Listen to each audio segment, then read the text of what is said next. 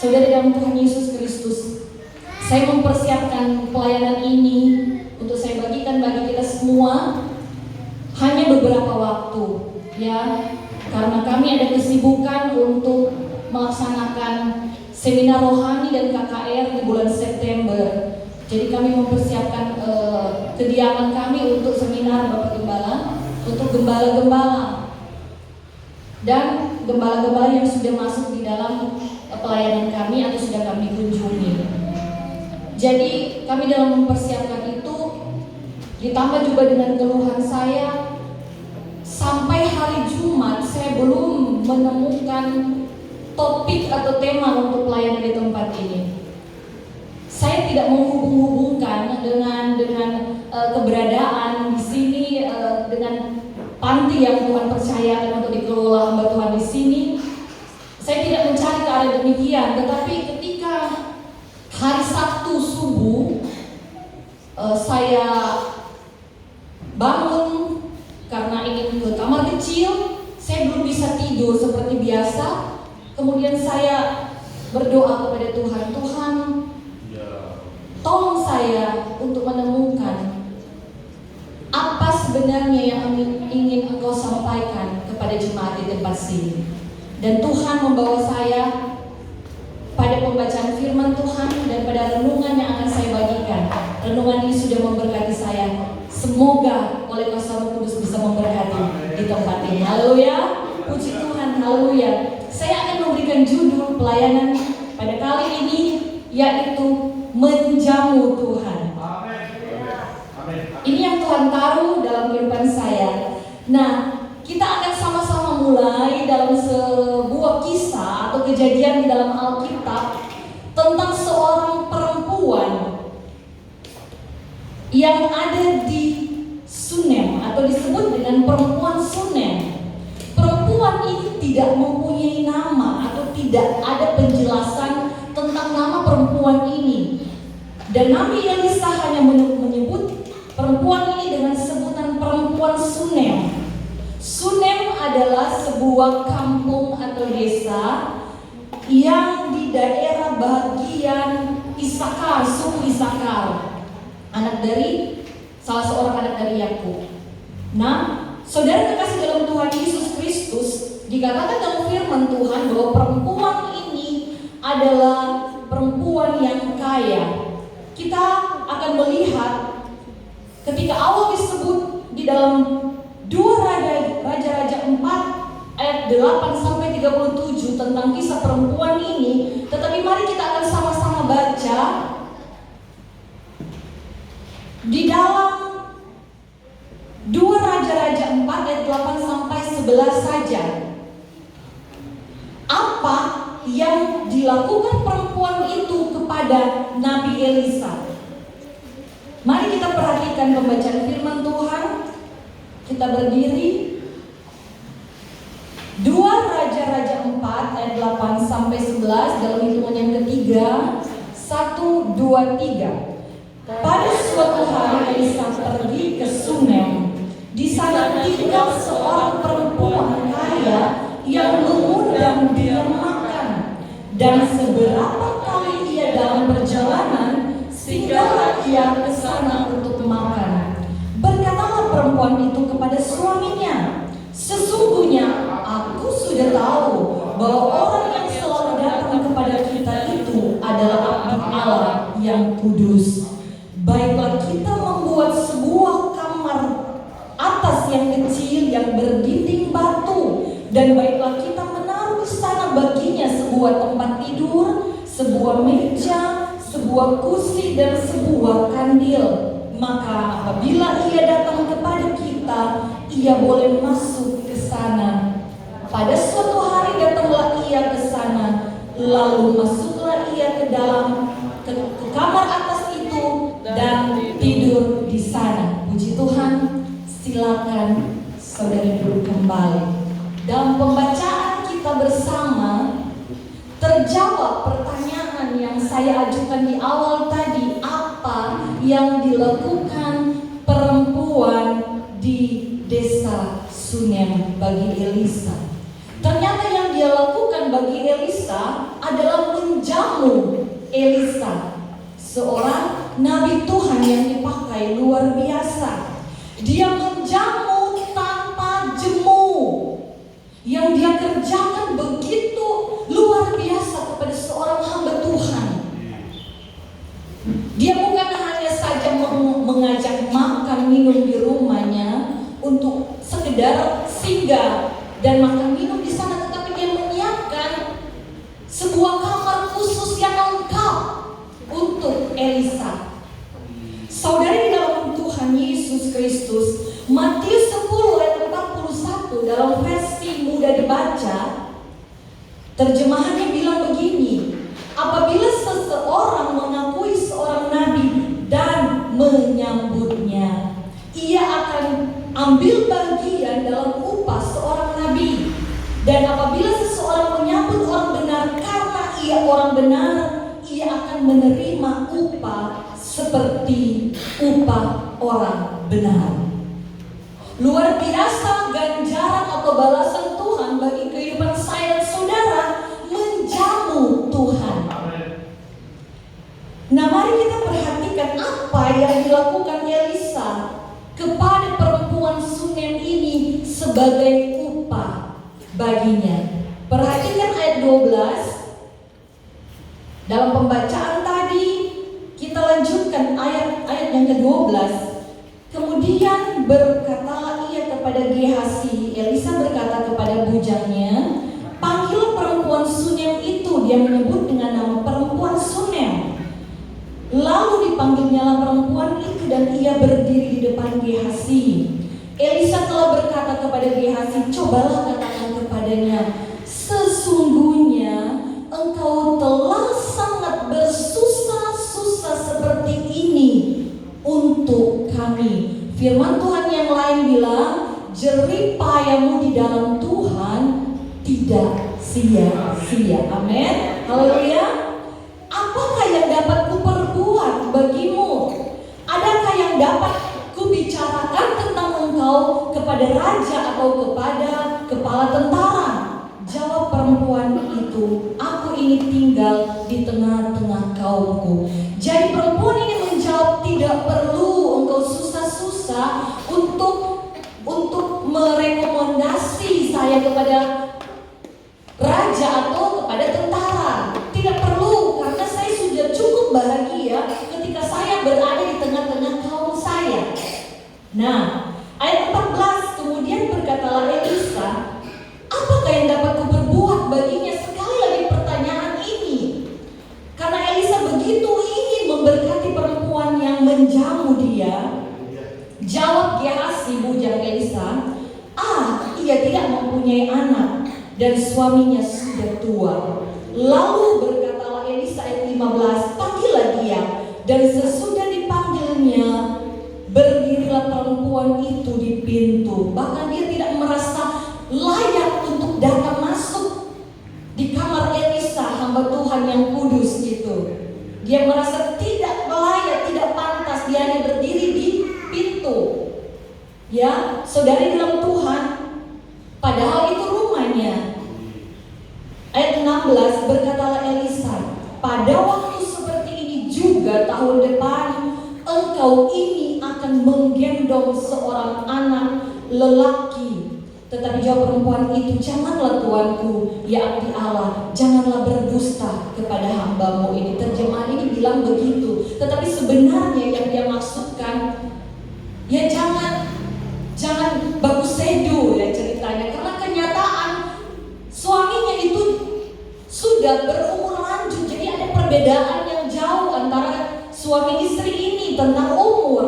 Tetapi ayat 17, mengandunglah perempuan itu lalu melahirkan seorang anak laki-laki pada waktu seperti itu juga pada tahun berikutnya, seperti yang dikatakan Elisa kepadanya. Jadi kita akan belajar dua kebenaran. Yang pertama, kebenaran yang ingin saya bagikan kepada saya dan saudara, bahwa orang yang menjamu Tuhan, orang yang memperhatikan hamba Tuhan, memperhatikan orang-orang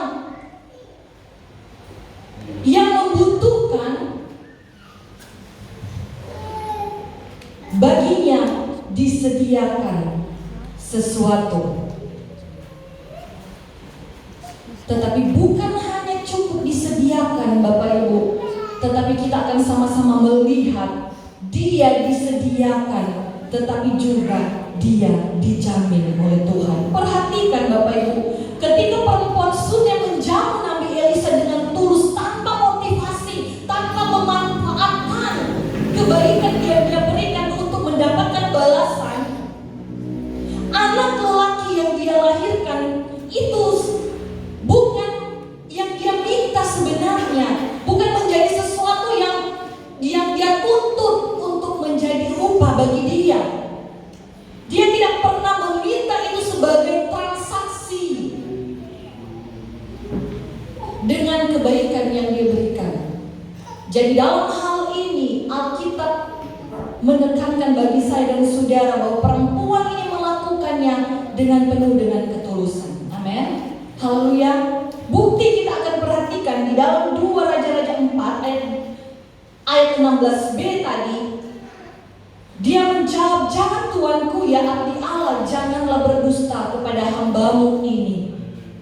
Itu tentang bagaimana dia tidak menuntut dari Nabi Elisa. Bukti yang lain di dalam 2 Raja-Raja 4 ayat 28 bagian A. Lalu berkatalah perempuan itu, "Adakah ku minta seorang anak laki-laki daripada tuanku?" Ini menegaskan bahwa semua yang dia lakukan untuk menjamu Tuhan, lewat menjamu Nabi yang diutus Tuhan, Nabi yang diurapi Tuhan, menjamu hamba Tuhan, itu tidak punya maksud-maksud tertentu. Betul-betul didasarkan oleh ketulusan. Amin. Haleluya. Kita hubungkan dengan Mazmur 127 ayat 2. Firman Tuhan bilang begini, "Sia-sialah kamu bangun pagi-pagi dan duduk-duduk sampai jauh malam dan makan roti yang diperoleh dengan susah payah, sebab ia memberikannya kepada yang dicintainya pada waktu tidur."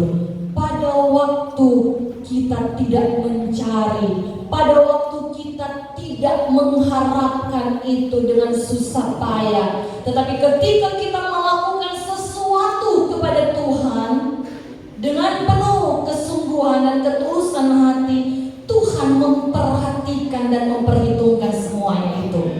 Dia tahu apa yang terbaik dalam kehidupan saya dan saudara.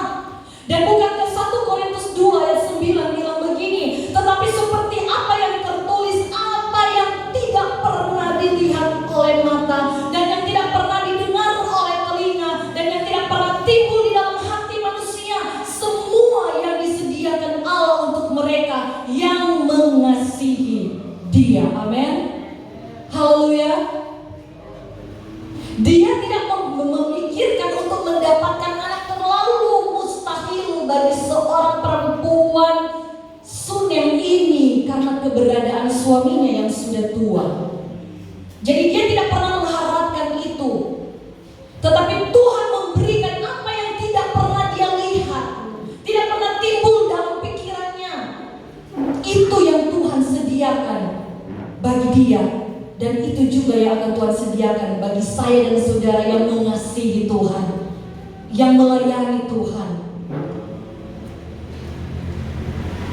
Saudari dalam Tuhan Yesus Kristus, tetapi di dalam menjalani kehidupan ini, seperti saya katakan tadi, kita tidak akan baik-baik saja. Akan ada pergumulan demi pergumulan, masalah demi masalah yang akan mendatangi saya dan saudara. Dan tahukah saya dan saudara, ketika firman Tuhan mencatat anak laki-laki ini menjadi dewasa dan dia sakit. Sakit itu yang mengakibatkan anak ini meninggal. Ibunya menemui Nabi Elisa, dan puji Tuhan Elisa datang di rumah perempuan Sunem ini. Anak yang tadinya mati karena sakit kepala hebat, perempuan ini tempatkan di mana kamar dari Nabi Elisa. Dan Bapak Ibu Saudara dalam Tuhan Yesus Kristus, 2 Raja-Raja 4 ayat 35. Sesudah itu ia berdiri kembali dan berjalan ke dalam rumah itu, sekali ke sana dan sekali ke sini. Ini Nabi Elisa. Kita akan lengkapi pembacaan di rumah. Kemudian menyiaraplah pula lagi ke atas anak itu, maka bersinlah anak itu sampai 7 kali, lalu membuka matanya. Ini yang harus kita ingat dan harus menjadi peneguhan dalam iman percaya saya dan saudara. Ketika anak lelaki perempuan Sunem ini meninggal, maka Tuhan berkenan membangkitkannya. Kadang kita menghadapi pergumulan justru karena pemberian yang Tuhan berikan bagi kita. Tuhan memberikan harta, Tuhan memberikan jabatan, Tuhan memberikan pelayanan, bahkan pasangan hidup. Tetapi dari semuanya itu timbul masalah. Padahal Tuhan yang berikan kepada saya dan saudara. Mungkin kita akan bilang, Tuhan, kenapa justru lewat harta yang Tuhan berikan, justru lewat jabatan yang Tuhan berikan, justru lewat pelayanan misalnya yang Tuhan berikan, saya dapat masalah di sana. Padahal dari Tuhan. Atau mungkin jodoh. Ini jodoh dari Tuhan. Kenapa kehidupan kami masih ada bagus salah? Bapak Ibu Saudara di dalam Tuhan Yesus Kristus. Tetapi kalau hal itu terjadi pada apa yang disediakan atau terjadi pada pemberian dari Tuhan, atau bisa kita katakan terjadi karena sesuatu yang dikehendaki Tuhan untuk kita miliki, maka itu firman Tuhan sampaikan bagi saya dan saudara meneguhkan kita. Ketika itu terjadi, Tuhan yang menjamin bagi saya dan saudara. Apabila yang kita minta ternyata sama seperti yang Tuhan ingin berikan, atau yang Tuhan sudah sediakan bagi saya dan saudara, betapa bersyukurnya saya dan saudara, amin. Tetapi kadangkala sebaliknya kita meminta yang tidak Tuhan siapkan. Tuhan bilang minta, diberikan. Tetapi kadang-kadang kita memaksa, Tuhan akan berikan sesuai dengan janji firman Tuhan. Tetapi mari kita bedakan mana kehendak Tuhan, mana yang diizinkan Tuhan. Kalau kehendak Tuhan, Tuhan akan jamin. Tetapi kalau hanya seizin Tuhan, resiko ditanggung sendiri. Ya, Tuhan sudah siapkan jodoh misalnya, tetapi kita paksa harus ini Tuhan. Kita tidak menunggu waktunya Tuhan. Kita tidak punya kesabaran. Akhirnya resiko kita tanggung sendiri. Saudari dalam Tuhan Yesus Kristus, jadi kebenaran pertama, orang yang menjamu Tuhan akan disediakan tanpa meminta. Dan pasti itu yang terbaik. Dan bila itu pemberian Tuhan, maka Tuhan akan bertanggung jawab atas kejadian-kejadian yang menimpa kita karena pemberiannya itu. Tuhan bertanggung jawab. Yang kedua, ketika kita melihat disediakan dan dijamin Tuhan pada kebenaran yang pertama, yang kedua kebenarannya adalah diluputkan dan dibela. 2 Raja-Raja 8 ayat yang ke-1, Elisa telah berbicara kepada perempuan yang anaknya dihidupkan kembali, katanya, berkemaslah dan pergilah bersama-sama dengan keluargamu dan tinggallah di mana saja engkau dapat menetap sebagai pendatang, sebab Tuhan telah mendatangkan kelaparan yang pasti menimpa negeri ini 7 tahun lamanya. Lalu berkemaslah perempuan itu dan dilakukannya seperti perkataan abdi Allah itu. Dia melakukan, dia orang yang dengar-dengaran, dia penuh kepercayaan yang kuat. Selanjutnya ia pergi bersama-sama dengan keluarganya. Berarti ketika dia pergi, dia meninggalkan apa tadi? Hartanya, Bapak Ibu. Dia kaya, dia pergi meninggalkan hartanya. Jadi dia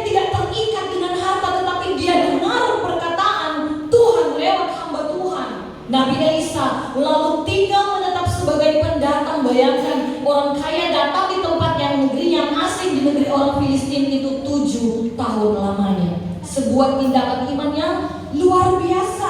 Ayat 3, setelah lewat 7 tahun itu, pulanglah perempuan itu dari negeri orang Filistin. Kemudian ia pergi mengadukan pria rumahnya dan ladangnya kepada raja. Jadi dia kembali ketika keadaan sudah normal, sudah tidak ada kelaparan sesuai dengan yang Nabi katakan. Dia kembali, tetapi ada masalah baru. Di sini dia katakan, dikatakan firman Tuhan, dia pergi mengadukan pria rumahnya dan ladangnya kepada raja. Ternyata dia punya masalah. Dia datang, itu rumahnya sudah diambil orang, ladangnya sudah dikuasai orang. Tetapi perhatikan ayat 6. Lalu raja bertanya-tanya dan perempuan itu menceritakan semuanya kepadanya. Kemudian raja menugaskan seorang pegawai istana menyertai perempuan itu dengan pesan, pulangkanlah segala miliknya dan segala hasil ladang itu sejak ia meninggalkan negeri ini sampai sekarang. Apa yang menjadi haknya dipulangkan kepadanya. Bahkan hasil dari ladangnya yang dia tidak pernah kerjakan selama 7 tahun menjadi bagian perempuan ini.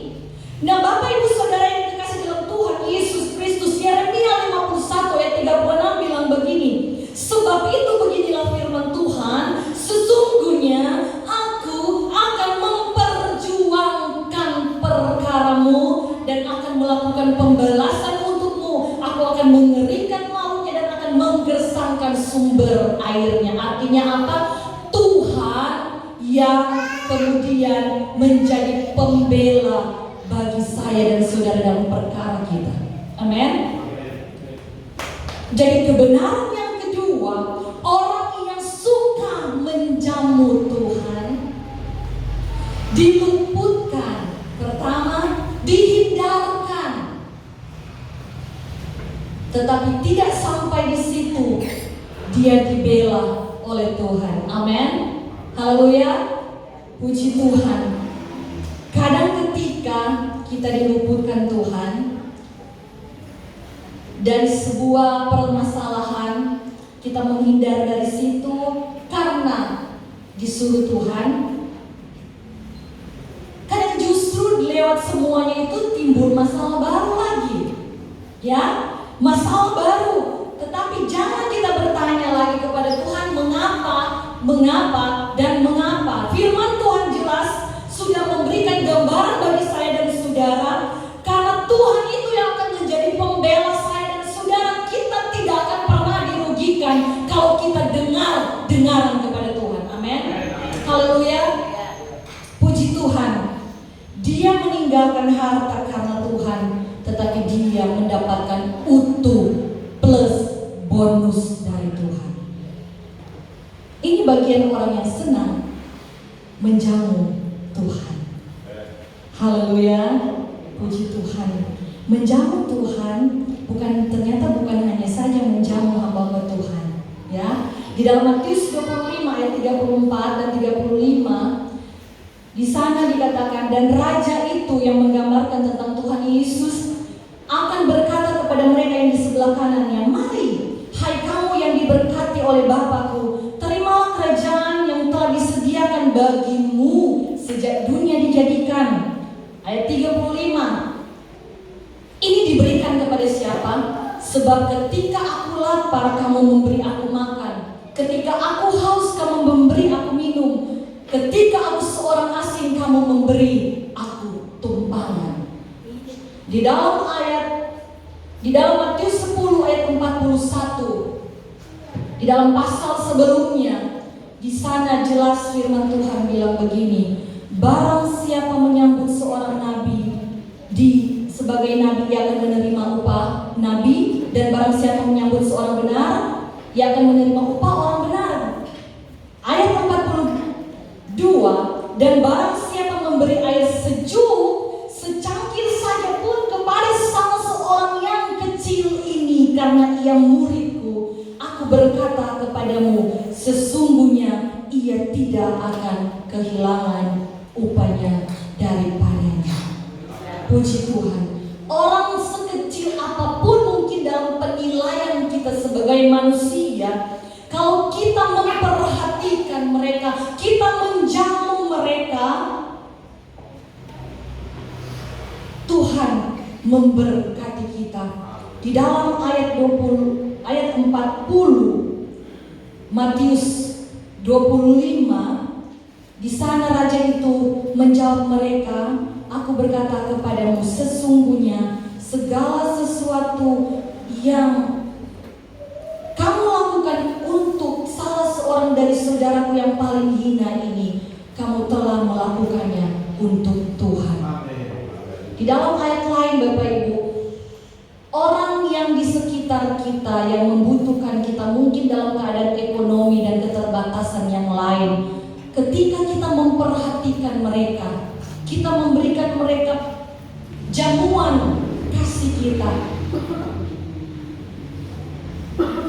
itu memuliakan Tuhan. Sebaliknya kalau kita tidak lakukan, itu menghina penciptanya, kata firman Tuhan.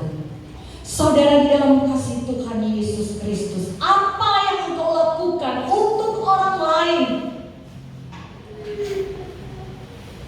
itu engkau lakukan bagi Tuhan. Tuhan percayakan semuanya itu bagi saya dan saudara sebagai pengelola, menjadi bahagian dalam rencana Tuhan tergenapi di dalam dunia ini. Mari kita menjamu Tuhan. Mari kita menjamu Tuhan, firman Tuhan. Di tempat ini, saya tidak tahu apa alasan dari pengelola, Bapak Gembala untuk kasih nama Panti Asuhan Terang Titipan Tuhan. Ketika mereka melakukan itu, mereka percaya anak-anak ini adalah titipan Tuhan bagi mereka, yang kemudian bisa dari antara mereka akan menjadi terang juga bagi orang lain. Mereka dari Tuhan, mereka dipercayakan bagi pengelola di tempat ini. Mereka dari Tuhan, tidak menutup kemungkinan ada masalah-masalah yang akan datang di tempat ini untuk setiap kebutuhan. Tetapi firman Tuhan mau datang bagi saya dan saudara. Tuhan yang menyediakan, Tuhan yang menjamin apa yang Dia sediakan bagi saya dan saudara. Kepercayaan yang Dia berikan bagi kita, Tuhan yang akan menjamin, Tuhan yang akan bertanggung jawab. Jangan takut. Amin. Jangan bilang begini, "Oh Tuhan, kenapa ini yang harus menjadi bagian saya?" Tuhan tahu bagaimana Dia bertanggung jawab atas semuanya itu. Mungkin dalam pelayanan engkau tidak akan baik-baik saja, engkau akan diperhadapkan dengan masalah, tetapi Tuhan bertanggung jawab dari semuanya itu. Haleluya, puji Tuhan. Saudara di dalam Tuhan Yesus Kristus, berkat orang yang menjamu Tuhan, yang pertama disediakan dan dijamin oleh Tuhan, tetapi butuh feedback juga dari kita, yaitu ketulusan saya dan saudara. Yang kedua, berkat orang yang menjamu Tuhan diluputkan dari sesuatu yang mendatangkan malapetaka atau kerugian, tetapi ketika itu juga boleh menghasilkan sesuatu hal yang tidak mengenakan bagi kita, kita akan dibela, perkara kita akan dibela oleh Tuhan. Amin. Di saat itu butuh ketaatan saya dan saudara. Puji Tuhan. Saudara di dalam Tuhan Yesus Kristus, saya tidak akan lebih lagi untuk bicara tentang hal ini. Saya penuh dengan keterbatasan untuk membuat pengertian bagi kita semua dalam batas-batas pengertian kita masing-masing. Di sini ada anak-anak yang Tuhan titipkan dalam pengembala di sini. Mungkin mereka terbatas dalam memahami ini. Tetapi ingin saya katakan kepada kita semua, setiap kita akan diberikan tugas dan tanggung jawab, dan Tuhan menjamin itu. Tuhan membela kita. Tuhan ada di dalam kehidupan saya dan saudara yang mau menggenapi firman-Nya. Mari kita menjamu Tuhan lewat kehidupan kita.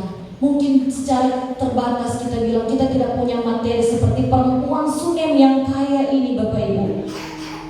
Tetapi tetap saja dia punya kelemahan dalam hal tidak memperoleh anak. Jadi dalam kehidupan saya dan saudara sebagai manusia, kita tidak sempurna. Tetapi Tuhan akan selalu menolong kita. Amin. Tuhan akan selalu menjamin hidup kita. Tuhan selalu akan membuat kita selamat. Dan juga Tuhan akan membela saya dan saudara yang selalu mengasihi Tuhan.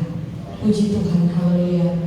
Anak-anak di tempat ini mungkin belum bisa menjamu Tuhan dalam pengertian melayani yang lain. Tetapi ketika engkau dengar kepada orang tua rohanimu di tempat ini, Tuhan akan memperhatikan semua itu. Tuhan akan memperhitungkan bagimu. Jadi perhatikan firman Tuhan, menjamu Tuhan juga itu bagaimana kita dengar-dengaran, ya, dengar-dengaran dan tulus. Jadi kalau disuruh sesuatu, mari kita melakukan dengan hati yang tulus, karena itu juga bagian dari menjamu Tuhan. Haleluya. Puji Tuhan, haleluya. Saudara di dalam Tuhan, sekali lagi firman Tuhan sudah saya sampaikan, tetapi saya berdoa kiranya Roh Kudus yang akan kembali memberikan pengertian yang sempurna bagi kita semua tentang firman Tuhan yang sudah kita dengar. Dan selanjutnya saya serahkan